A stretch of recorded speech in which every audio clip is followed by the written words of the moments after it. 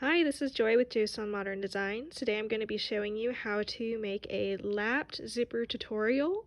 This works for dresses, skirts, and tops. If you are doing the lap zipper, which is a side zipper insertion with pockets, that is going to be in a separate tutorial.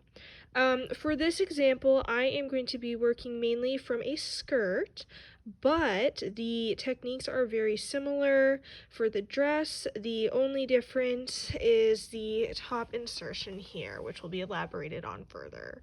Technique is shown in the stitching process for a skirt. It's also really similar if you are doing a lapped back or side zip closure.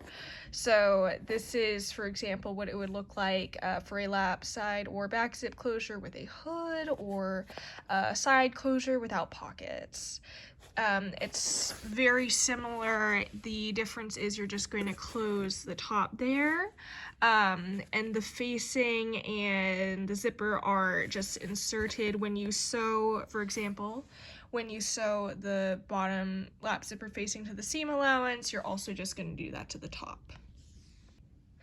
The other thing to keep in mind if you are sewing something like a dress is that you're just going to want to make sure to match those seams as closely as possible.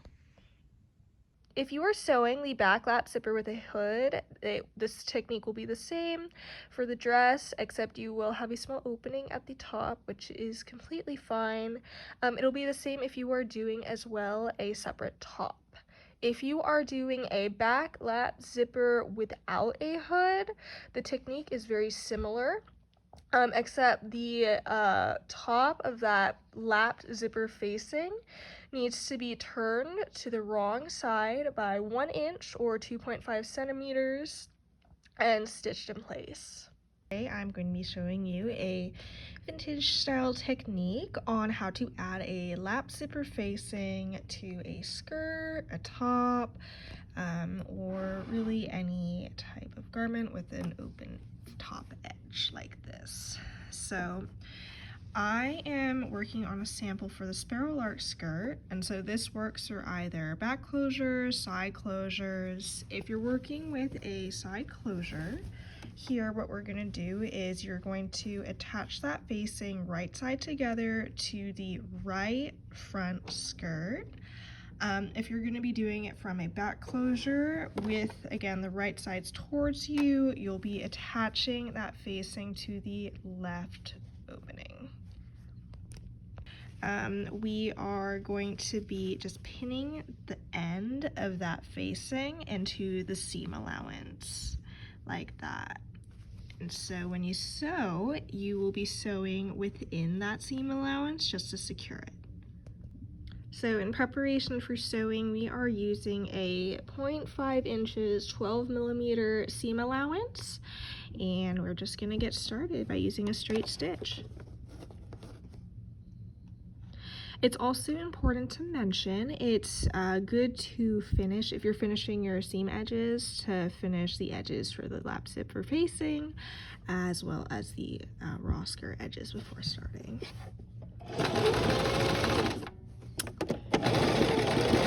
I always back stitch to my seams.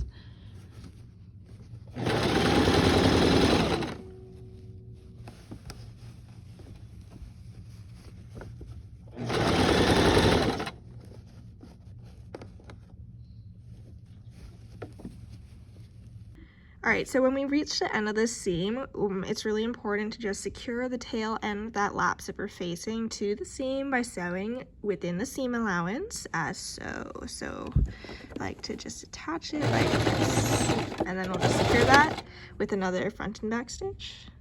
So the next step is going to be the understitching, which we have the right sides are now out. The lap zipper facing is what I am holding. The skirt is to my left, and we have it open out. You can see the seam is pressed towards the zipper facing, and we are going to be stitching as close as we can to that seam edge on the left. If you have something that's helping you, like a seam guide, I like to take it off because it's just easier to control the fabric.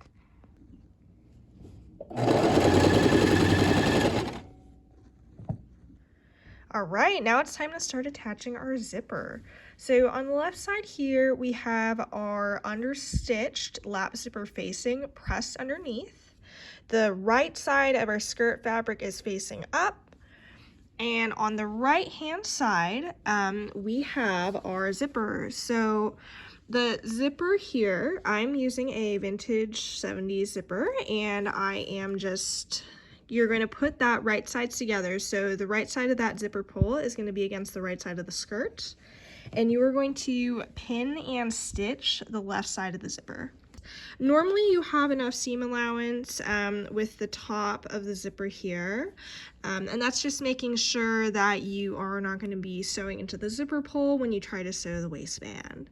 There's one thing that I find really helpful is in order to just get a smooth seam by the zipper pull, I normally start a little bit after the pull as shown here. I'm going to sew this whole seam, and then I'm going to go back and I'll show you how to move the zipper, and then I'll just sew the top. Of course, when you reach the end of the zipper, I just like to sew that again into the seam allowance.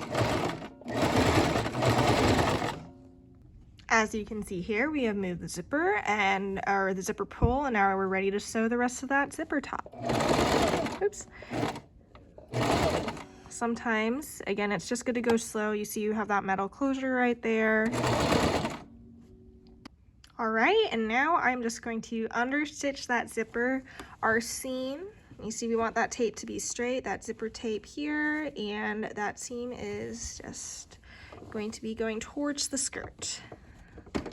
And it's the same deal when working with the zipper. I just make sure that zipper pull, that's the last piece I sew.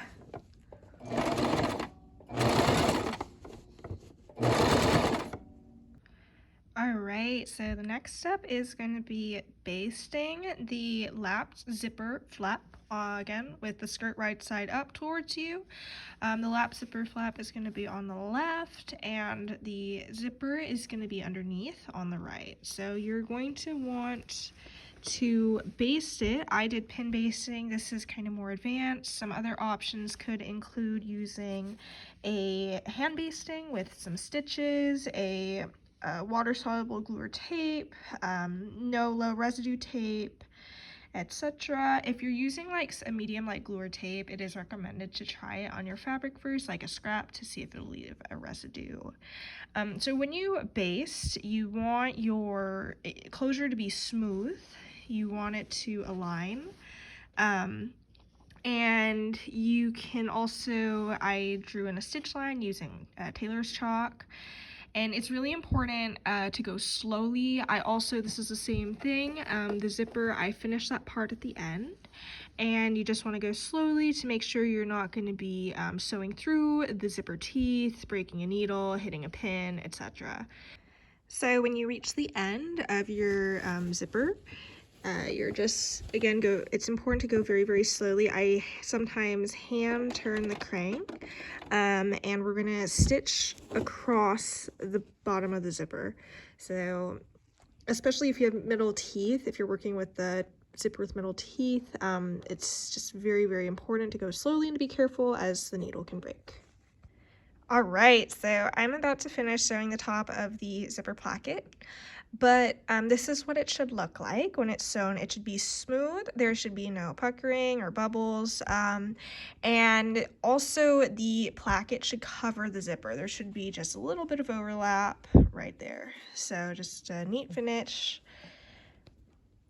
I think the easiest way to finish the zipper is to actually pin it and sew it from the wrong side out. All right, I did notice in that sample with the stitching there, it's a little close to the edge. This is just a sample piece, but it's really important if you're making this for wear. The stitching needs to be within the lines of the zipper tape and just one smooth line matching that seam. All right, so this lap zipper placket is now done, and it is ready for the waistband. And that is what the placket looks like when it's open.